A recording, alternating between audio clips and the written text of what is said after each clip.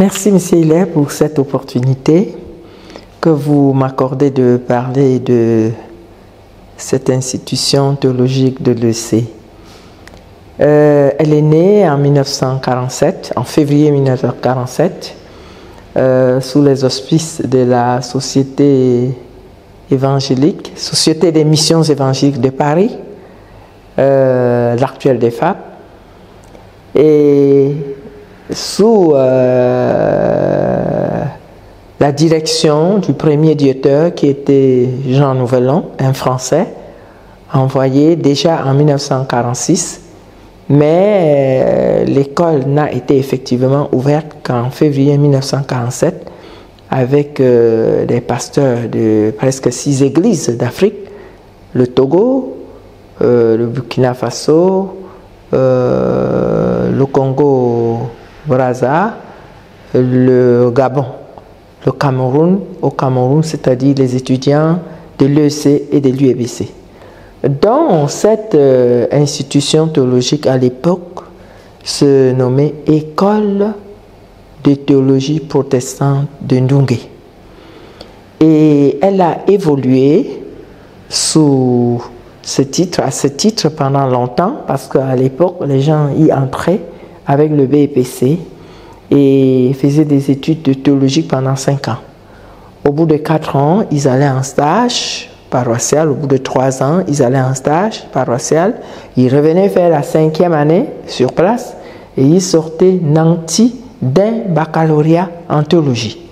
Et l'école a fonctionné sous ce régime pendant 50 ans.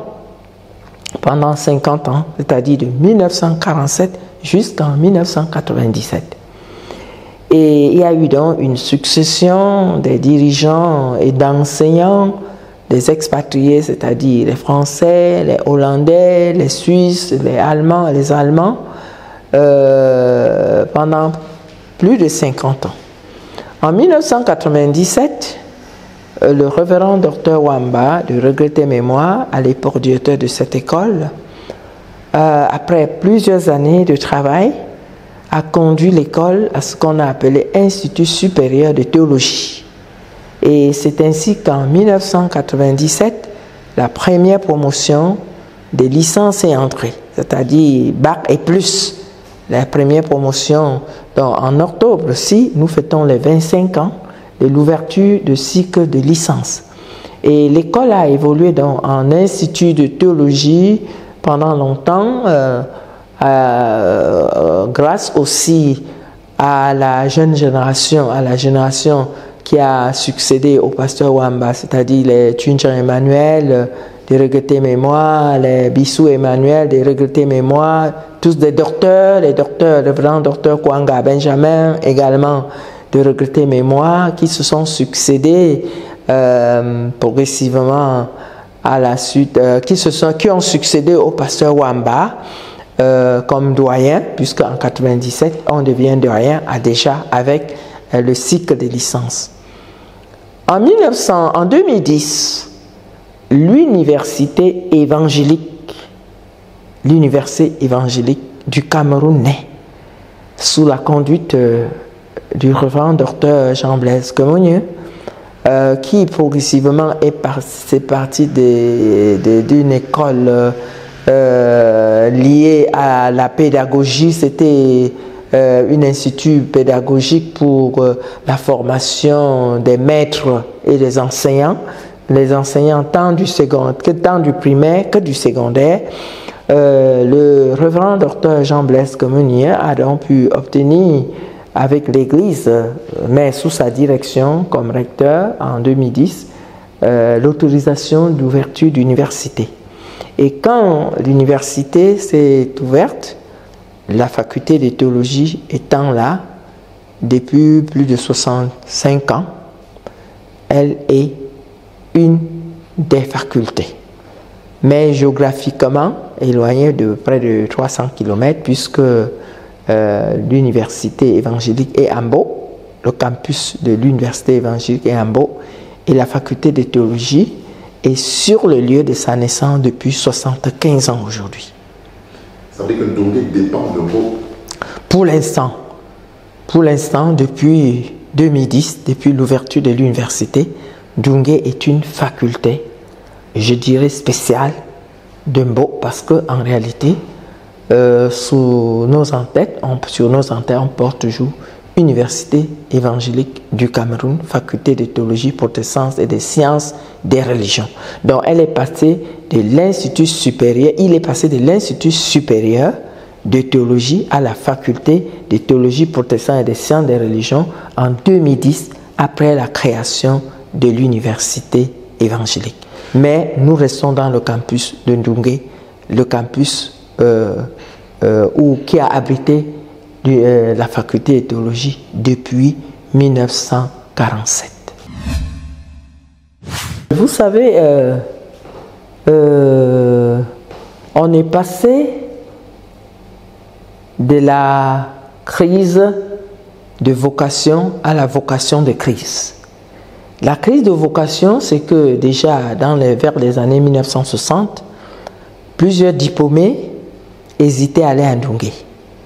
N'y allaient que les gens qui avaient véritablement la vocation, et c'était pour la société une honte que d'avoir des diplômes et d'y aller.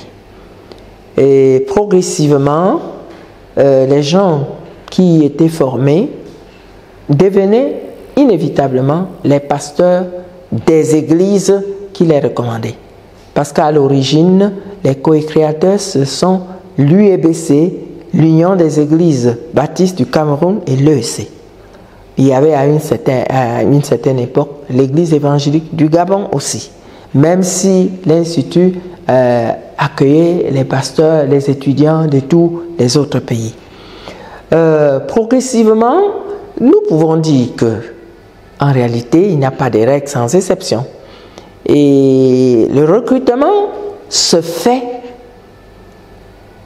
faisait sous concours. Les gens faisaient le concours d'entrée à l'école de théologie et ils étaient recrutés.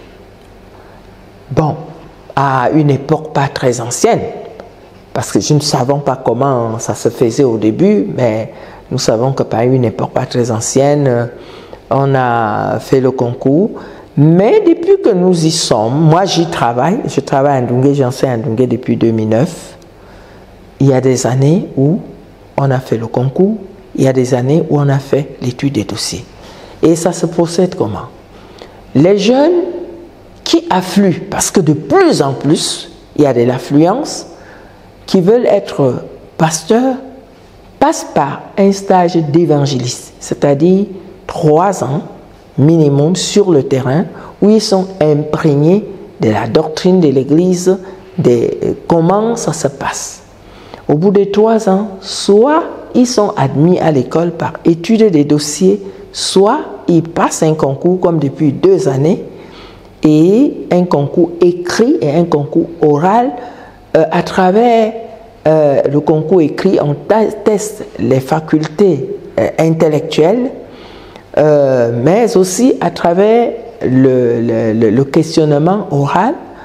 On veut savoir si la communication est bonne, parce que le pasteur c'est un communicateur, il doit pouvoir communiquer, mais on mène aussi une enquête sur le plan éthique pour savoir si le profil spirituel répond. Le profil spirituel, est-ce que véritablement ceux qui veulent devenir des bergers de l'Église ont véritablement reconnu en Jésus le Seigneur et le Sauveur de l'Église et marchent en communion dans la puissance du Saint-Esprit jour après jour, dans une obéissance inconditionnelle à la parole de Dieu? C'est la question qu'on se pose. C'est vrai que c'est paradoxal parce qu'en réalité, on ne peut pas, on n'a pas de foi-mètre. Il n'y a pas un thermomètre qui peut nous amener à croire que ce que quelqu'un dit, c'est la conviction, c'est son cœur. Mais on se fie à ce que les gens disent, ou bien ce qu'on voit, et on les recrute, et après le recrutement, ils font 3 ans de formation et sortent nantis d'une licence en théologie. Et quand ils sortent nantis d'une licence en théologie, ils sont donc recrutés à l'EEC pour un temps de proposana sous la direction des aînés, et c'est au bout de ce temps de proposana qui peut durer 3 ans normalement, et ceux qu'on a consacrés le 24 juillet dernier ont fait même 8 ans parce qu'à cause de la crise que l'ESA a connue, on n'avait pas consacré les pasteurs depuis janvier 2017. Mais le recrutement à un certain moment a connu des difficultés parce que l'affluence n'a pas permis à l'Église de pouvoir prendre en charge de manière financière tous les étudiants, puisque l'Église recrutait ce futur pasteur et octroyait une bourse à chacun. Et mais depuis 10 ans, il y a eu ce qu'on appelle la formation payante. Chaque étudiant vient,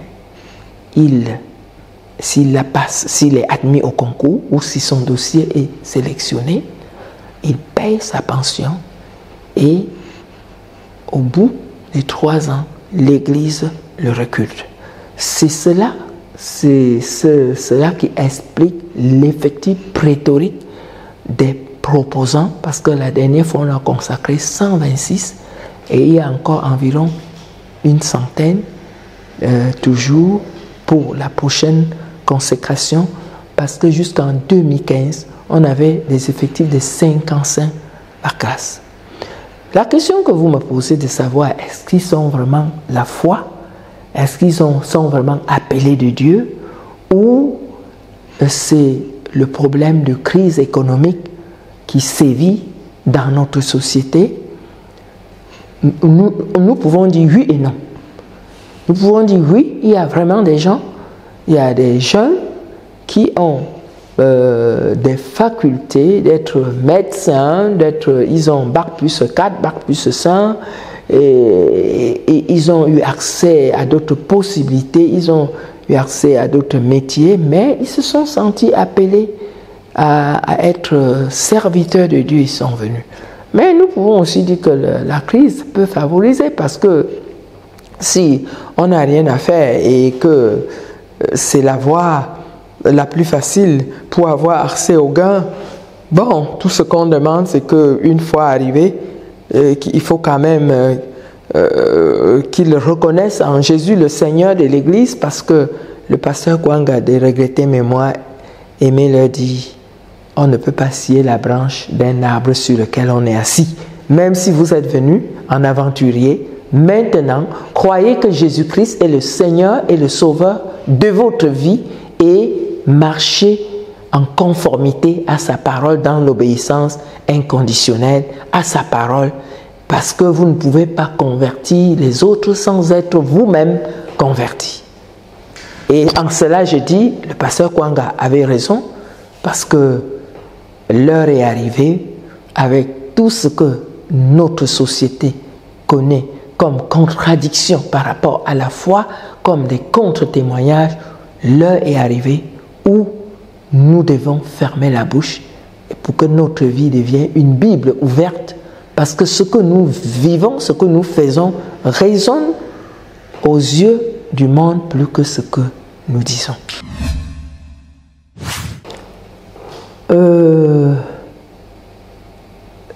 C'est avec beaucoup d'hésitation, M. Hilaire, que je réponds à cette question, parce que notre faculté est l'ombre d'elle-même. C'est une faculté malade, tout est en ruine, parce que les infrastructures de 75 ans, vous comprenez, tout s'est effondré et il n'y a pas eu de renouvellement. Il n'y a pas eu de renouvellement. Les bâtiments sont les bâtiments missionnaires. L'Église n'a rien entrepris d'elle-même pour relever la faculté des ruines. Et même le seul bâtiment que nous avons essayé implanter depuis 6 ans, même le plafond, nous n'avons pas pu.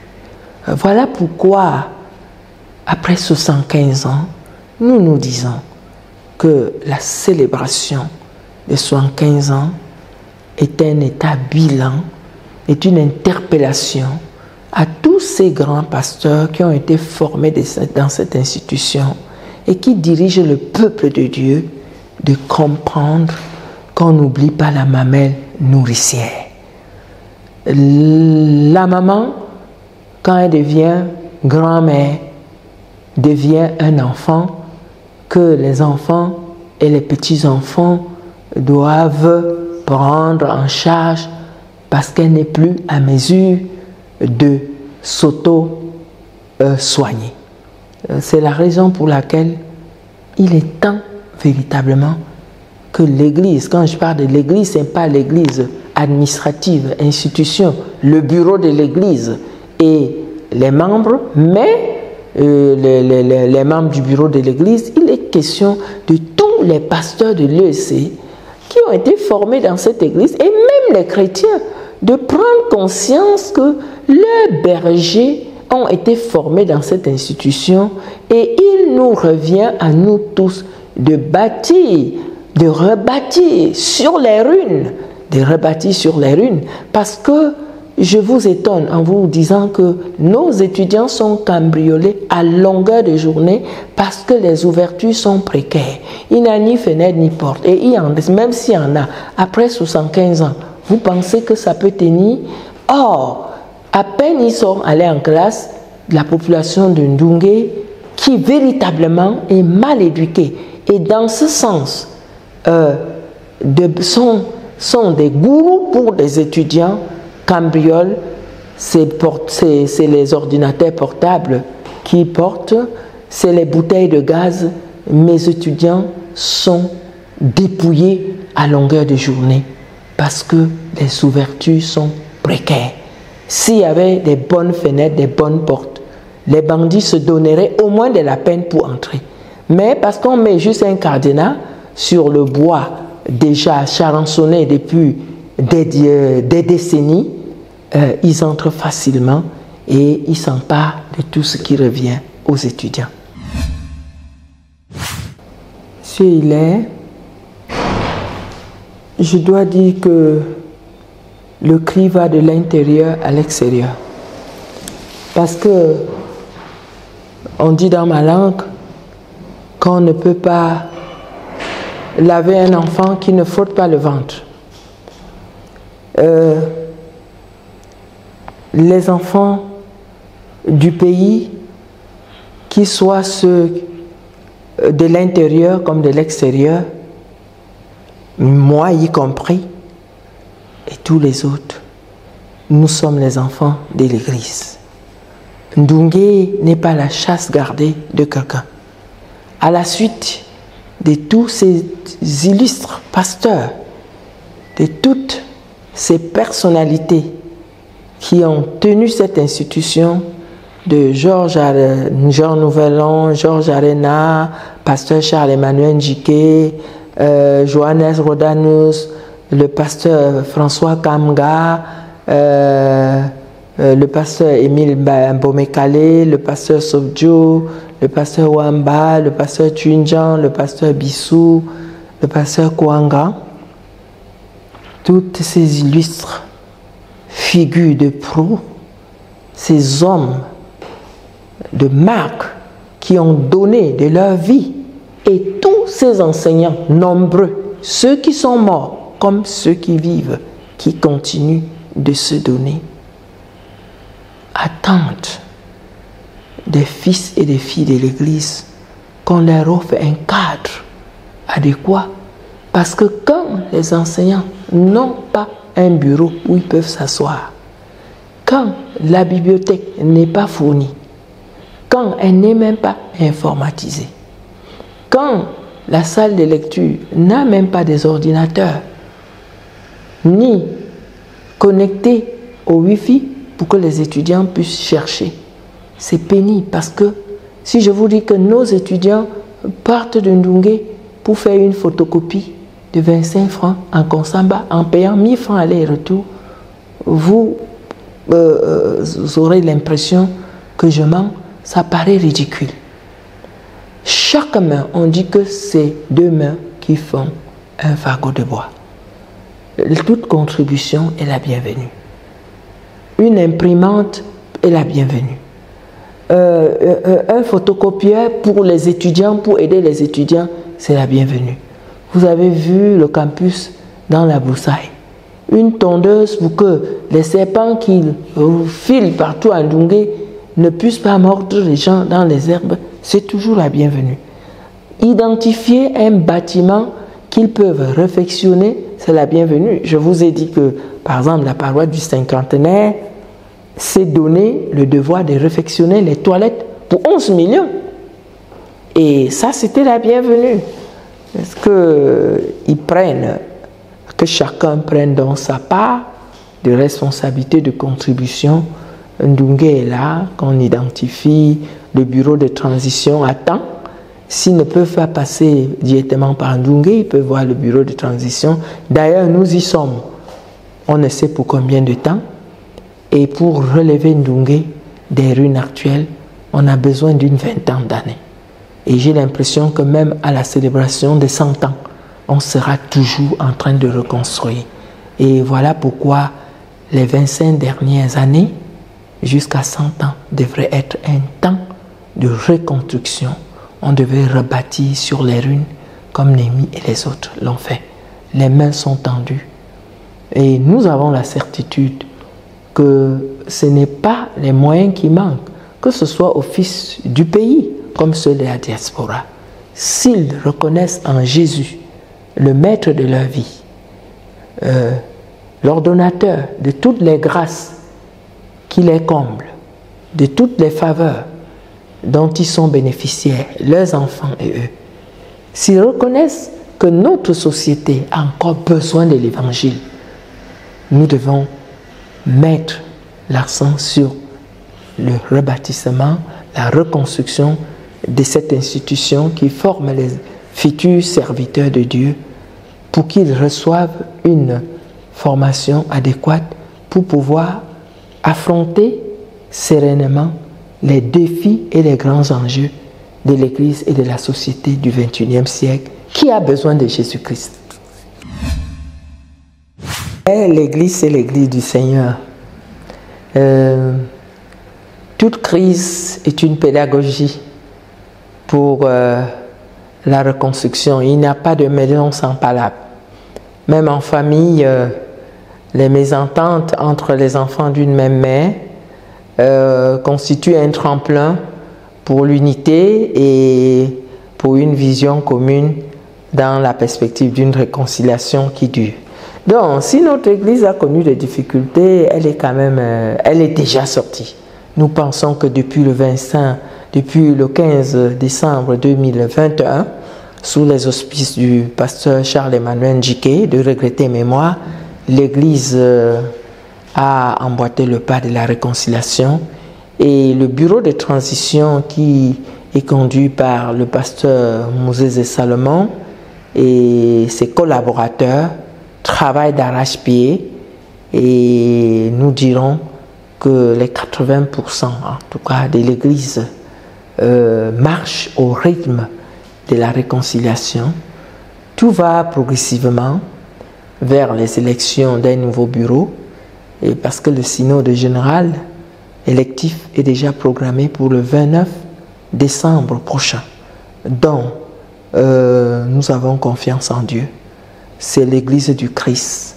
Il y veille. Nous devons simplement prier que Dieu conduise le bureau de transition jusqu'au bout et que le peuple de Dieu, avec lequel ce bureau de transition travaille, puisse collaborer comme il l'a commencé depuis le début, que jusqu'à la fin, on ait la même vision, la vision unique de la vraie réconciliation. Et j'ai l'impression, quand je parle de la vraie réconciliation, il est question qu'on ne passe pas aux mises en scène, c'est-à-dire au théâtre, au simulacre, parce que tant que nous ne sommes pas réconciliés avec Jésus-Christ, le Seigneur de l'Église, sur le plan vertical, si notre vie avec Dieu n'est pas dans les normes, il sera difficile de pardonner aux autres. Mais si nous reconnaissons que Dieu nous a pardonné et nous a sortis de l'esclavage du péché pour nous faire goûter aux délices de cette éternelle vie que nous passerons avec lui dans l'éternité. Et que déjà pour l'instant, nous goûtons les prémices, certainement la réconciliation sur le plan horizontal aura lieu parce que nous regarderons le frère pas comme l'ennemi à subsommer, à abattre, le danger pour nous, mais comme un collaborateur. Et la différence ne saurait être un danger Parce que l'Église de Jésus-Christ, c'est l'unité dans la diversité. Nous ne serons jamais des parpaings de 10, des enfants de Dieu ne seront jamais des parpaings de 10 taillés, mais nous serons différents, chrétiens, Sawa, Bamileke, Bamoun, Nordis, Boulou, Tchadiens, puisqu'il y a toutes ces composantes, avec pour dénominateur commun Jésus-Christ qui nous a affranchis des liens du péché et de la mort pour que nous goûtions aux délices d'une vie d'amour dans la communion et dans la puissance de son Esprit Saint qui unit et scelle et qui fait de nous le corps du Christ. Déjà, de vous être au fait, comme vous avez dit, vous êtes un fils d'église et tout ce qui est église vous préoccupe. Vous êtes un fils de Ndungue, mais ce ne sont pas tous les fils de Ndungue qui prennent toute cette peine pour se déplacer de nuit sous ce froid glacial de Paris. Je voudrais vous remercier et dire que vous êtes notre ambassadeur. Déjà, cette émission amènera les uns et les autres à comprendre que ce qui compte, ce n'est pas de l'argent, c'est la volonté. Et quand on a la volonté, on peut tout faire. Donc, ce que je vais vous dire, c'est que dans la diaspora, vous ne devez pas vous considérer comme des réfugiés économiques. Notre pays même a de l'argent, nous avons des richesses extrêmes. Notre problème est un problème spirituel et éthique. Si sur le plan spirituel et éthique, nous avons la crainte de Dieu dans la gestion de ce qui est à nous, dans la gestion de ce qui est au public, nous allons capitaliser nos ressources et même de l'intérieur, nous allons construire notre pays. Mais comme une mère qui a fait beaucoup d'enfants a besoin du soutien de tous ses fils et de ses filles quand elle devient fatiguée et les mains sont tendues et vous êtes notre ambassadeur. Peut-être c'est vous qui conduirez la délégation qui mettra sur pied un bâtiment qui va abriter les enseignants. Parce que je vais vous surprendre en vous disant que les enseignants qui viennent passer une semaine à Ndungue chaque mois, ils sont sains, ils ont une toilette, ils n'ont pas où dormir. Peut-être vous conduirez la délégation et peut-être la diaspora dira on va mettre 1 sur 2 ici pour 24 chambres pour que nos enseignants qui viennent puissent se reposer et que nous autres, même si on est des passages à Ndungue, qu'on prenne la chambre avec la permission de monsieur le gestionnaire ou bien le service financier prochainement pour avoir une nuit de bénédiction à Ndungue en mémoire de cette institution ou de ce beau village qui a abrité les plus grosses institutions de l'Église, le Collège protestant de Ndungue, le CTI et autres. Donc merci beaucoup, je vous remercie grandement et compte sur vous pour que cette émission ne soit pas de l'eau versée sur le dos du canard, mais qu'elle produise vraiment et que les fils d'Église se réveillent. Un dernier mot, en jouissant de tout ce que le Seigneur vous donne d'avoir ici en Europe, n'oubliez pas que Jésus-Christ, le Seigneur de l'univers, il demeure Dieu dans l'opulence, dans tout ce que vous pouvez vivre dans ce contexte. Si le lézard ne change pas sa peau, demeurez des chrétiens africains et gardez l'identité chrétienne en dépit de toutes les sollicitations qui vous sont offertes au quotidien. Je vous remercie. Merci.